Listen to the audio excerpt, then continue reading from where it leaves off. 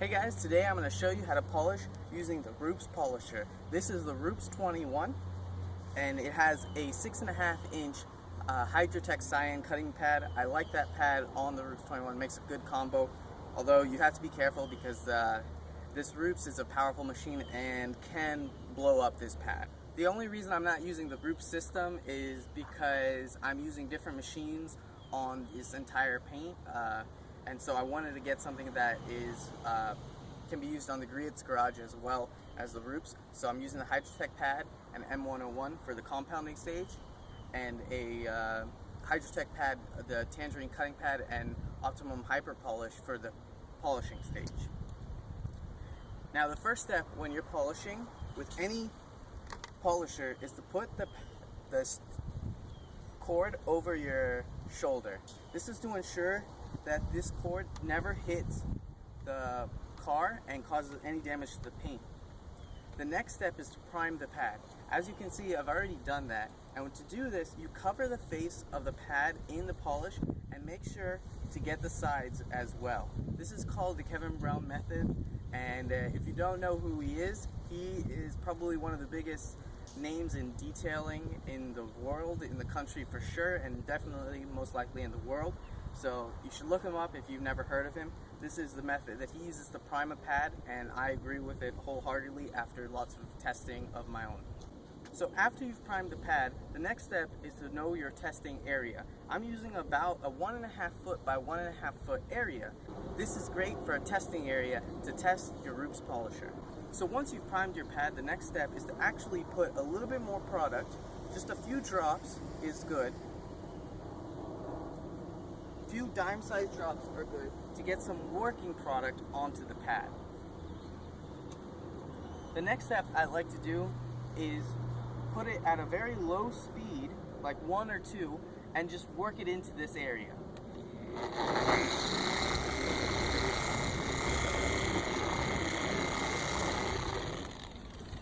You can see an oily film on this area, which is showing the polish on the car. Now we can bump it up. I like to use 5 or 6, and 6 being the most stable actually, and the fastest working, to compound.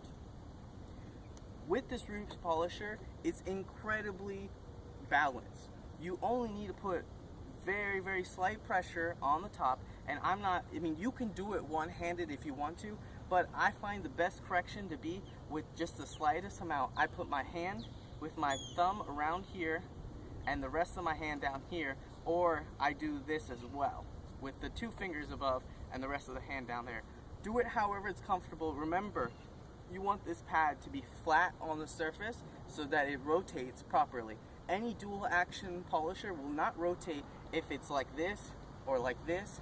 It just won't rotate well because of the way that the machine is made. So the next step is to go ahead and work it in. We're gonna do 6 passes, which equals 1 section pass, using a cross hatch pattern, up and down and then left to right.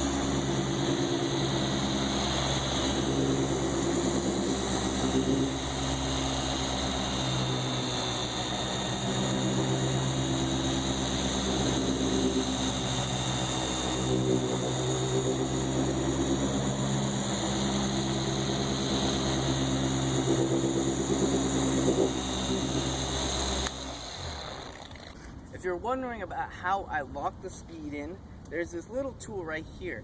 After you hold down on the trigger, you push this in and it locks the speed and the trigger, and you don't have to hold the trigger anymore.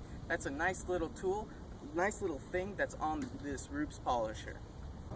When removing your compound, I like to use what Mike Phillips calls the creep out, I believe, method, which is essentially you twist right here in the middle, you get a clear spot of polish where the paint is right in the middle, and you work out from there.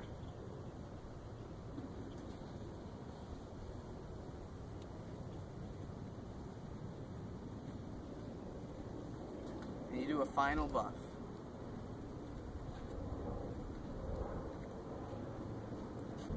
The next step is to polish this surface now that we have finished compounding. Polishing this surface removes the slight small scratches that compounding creates. Remember to shake up any polish or compound before you use it. And just like before, we're going to prime this pad.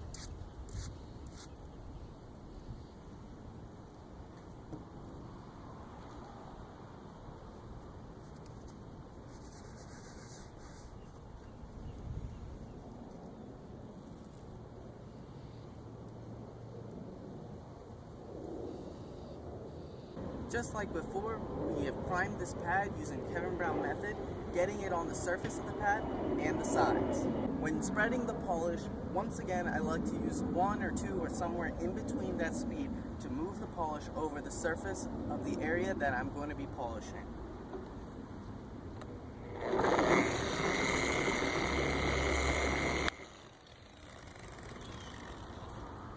Once you've put the polish on top of the area that you're polishing, the next step is to bump it up.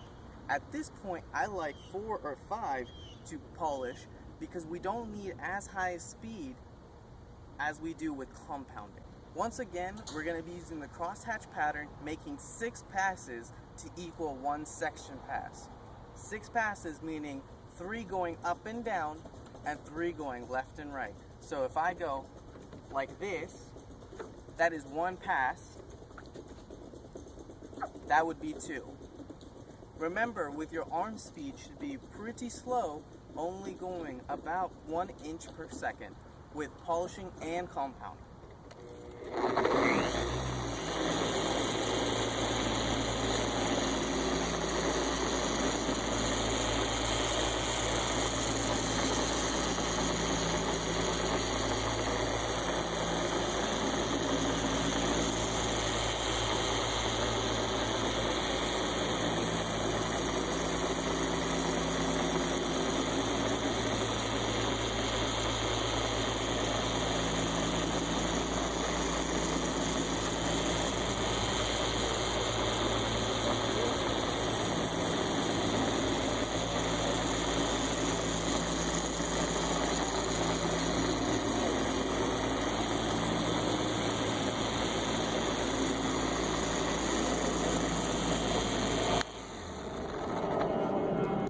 As a last tip with polishing with the Rupes polisher, when I make these up and down passes, if I go from here, I like to, when I go back down, to cover the original pass by 50%.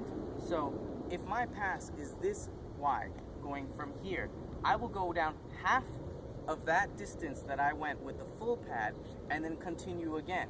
Then once again go half the distance of a pad and continue again, and half the distance of the pad again to continue once more until we reach the end area of your test spot. When removing polish residue or compound residue, I like to use 2 different microfiber towels for each one. This is to prevent any cross-contamination that may happen, although it is unlikely to even happen in the first place. It's just an extra measure. Once again, the Mike Phillips way, we're going to move it in a circle in the beginning. In the middle, we're going to take off a little polish in the center of our spot and work out away from that in small circular motions.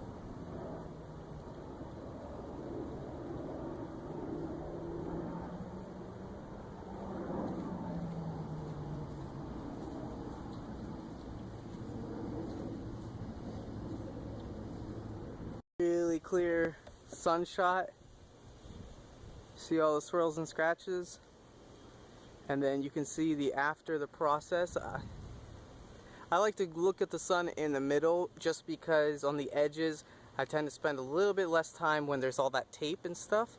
I wouldn't do that if it was untaped.